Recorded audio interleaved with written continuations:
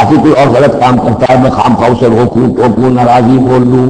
نہیں انل منکر امر بالمعروف، اس کی کوئی ذمہ داری نہیں ہے۔ قرآن کہہ رہا ہے علیکم انفسکم لا یضرکم من ضل اذا اهتدیتم، اگر تم ہدایت کے اوپر ہوگے صحیح راستے پر ہوگے تو کوئی کتنا ہی گمراہ ہو جائے اس کا تمہیں کوئی نقصان نہیں۔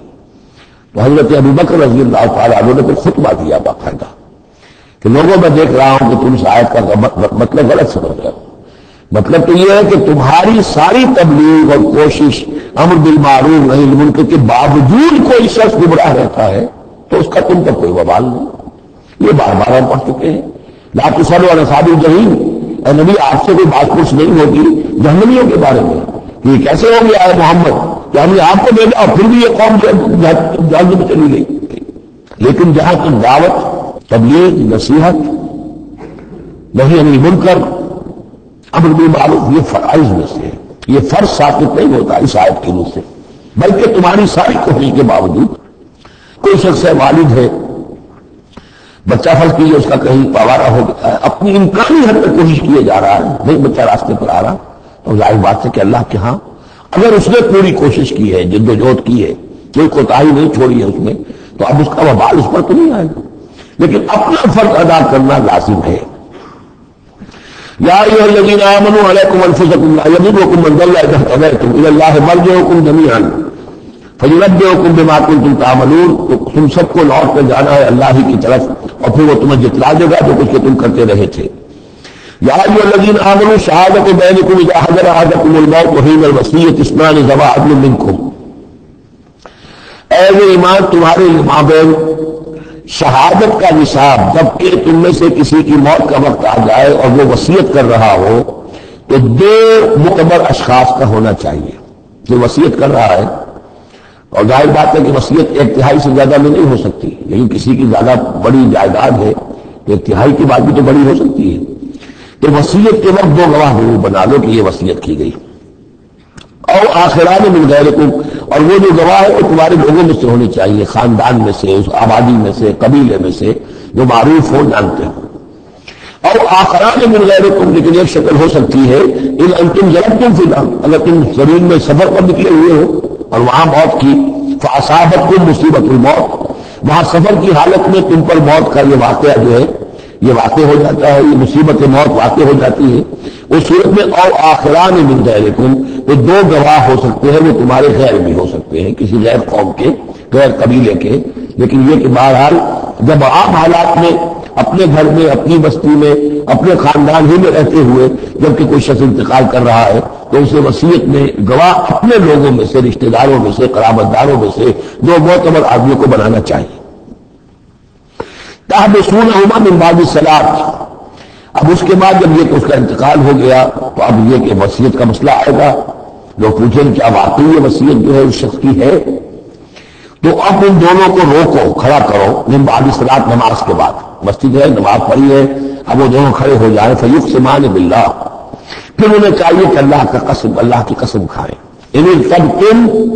اگر تمہیں کوئی ان کے بارے میں شک ہو کہ کہیں یہ وصیت کو بدل نہ دیں، کہیں ان سے غلطی نہ ہو جائے تو ان سے قسم کھلوا لو، حلف کی بنیاد پر وہ اپنا جو ہے وہ وہاں پر شہادت دیں گے، اور پھر انہیں کہنا چاہیے لا نشتری بہ ثمنا، ہم اس کی کوئی قیمت وصول نہیں کریں گے، کوئی ناجائز فائدہ اس سے نہیں اٹھائیں گے، ولو کان ذا قربا، چاہے کوئی قرابت داری کا معاملہ ہو، کسی کے حق میں ہم کوئی ناانصافی نہیں کریں گے، ولا نکتم شہادت اللہ ہے، اور نہیں ہم چھپائیں گے اللہ کی گواہی کو۔ اب گواہی جو ہے اتنی عظیم شے ہے کہ شہادت اللہ عہد، اللہ کی گواہی اللہ کی طرف سے امانت ہے، انا اذا لمن العاصمین، اگر ہم ایسا کریں گے تو ہم یقیناً گناہ گار ہوں گے۔ فإن عُثِرَ عَلَىٰ أَنَّهُ الْتَحَقَّ اسْمًا، پھر اگر یہ خبر ہو، یہ شک ہو، یہ اطلاع ملے کہ ان دونوں نے تو گناہ کمایا ہے، جھوٹ بولا ہے، حلفیہ بیان بھی غلط دیا ہے، وصیت میں ترمیم کی ہے، وصیت کو بدل دیا ہے، اس کے باوجود کہ نماز کے بعد حلف اٹھا کر یہ بات کر رہے ہیں، آخر انسان ہے، ہر معاشرے میں ہر طرح کا انسان ہر وقت موجود رہتا ہے۔ فآخران یقومان مقامہما، تو اب دو اور لوگ کھڑے ہوں جو کہ ان کی جگہ پر اب کھڑے ہوں، من الذین استحق علیہم الاولیان، کہ جن کے حق کو تلف کیا ہے ان پہلوں نے، وہ کھڑے ہوں گے اب کہ ہمارا حق یہ لوگ تلف کر رہے ہیں، وصیت کے اندر انہوں نے خیانت کی ہے، فیقسمان باللہ، اب وہ قسم کھائیں گے اللہ کی، لشہادتنا حق من شہادتہما، ہماری گواہی زیادہ حق ہے، برحق ہے، صحیح ہے، درست ہے ان کی گواہی سے، وما اعتدینا، اور ہم نے ہرگز کوئی زیادتی نہیں کی ہے، انا اذا لمن الظالمین، یقیناً اس صورت میں ہم ظالم ہوں گے۔ ذالک ادنا، یہ طریقہ کار قریب تر ہے اس سے، ان یاتوا بالشہادۃ علی وجہہا، کہ لوگ شہادت کو بالکل صحیح فیس ویلیو پر پیش کریں، کیونکہ انہیں یہ معلوم ہوگا کہ ہم نے جھوٹی قسم کھا بھی لی، تب بھی جو دوسرا فریق ہے وہ بھی اگر قسم اٹھا گیا تو ہماری وہ جھوٹی قسم جو ہے وہ بھی ضائع ہو جائے گی، لہذا وہ پھر اس کی ہمت نہیں کریں گے۔ یہی معاملہ ہے کہ جو آئے گا، اگر کوئی کسی شخص کو اپنی بیوی کے اوپر شک ہے، شک کیا اس نے دیکھا ہے بدکاری کرتے ہوئے، تو وہ اگر 4 مرتبہ قسم کھا کر کہے کہ جو میں کہہ رہا ہوں میں نے دیکھا ہے اور اس نے یہ بدکاری کی ہے، تو وہ 4 گواہوں کے برابر ہو جائے گی ایک شخص کی گواہی۔ لیکن یہ کہ اس کا جواب بھی یہ ہے کہ بیوی بھی اگر 4 مرتبہ قسم کھا کر کہہ دے کہ یہ جھوٹ بول رہا ہے، وہ تہمت لگا رہا ہے، تو اس کی جو گواہی ہے وہ ثابت ہو جائے گی۔ تو یہ دونوں طرف سے اللہ تعالیٰ نے بیلنس کیا ہے کہ تاکہ یہ دونوں امکانات موجود رہیں۔ ذالک ادنیٰ ان یاتوا بالشہادۃ علی وجہہا، یہ قریب تر ہے، اس سے مناسب تر ہے کہ لوگ گواہی جو ہے وہ صحیح شکل میں پیش کریں، اور یخافوا ان ترد ایمان بعد ایمانہم، کہ انہیں یہ خوف رہے کہ قسمیں جو ہے لوٹا دی جائیں گی، الٹی کر دی جائیں گی ان کی قسموں کے بعد۔ واتقوا اللہ واسمعوا، اور ڈرتے رہو اور سنتے رہو اور سن رکھو، واللہ لا یہدی القوم الفاسقین، اللہ ایسے فاسقوں کو ہدایت نہیں دیتا۔ اب یہ آخری 2 رکوع جو ہے سورہ مبارکہ کے، اس میں جو ایک نقشہ کھینچا گیا ہے وہ حضرت مسیح علیہ السلام اور ان کے ساتھ اللہ تعالیٰ کا ایک مخاطبہ اور مکالمہ قیامت کے دن کا، اور اس کے پس منظر میں یہ گویا کہ پوری ایک داستان ایک نئی شان سے سامنے آتی ہے۔ یوم یجمع اللہ الرسل، اس دن کا تصور کرو جس دن اللہ تعالیٰ تمام رسولوں کو جمع کرے گا۔ فیقول ماذا اجبتم،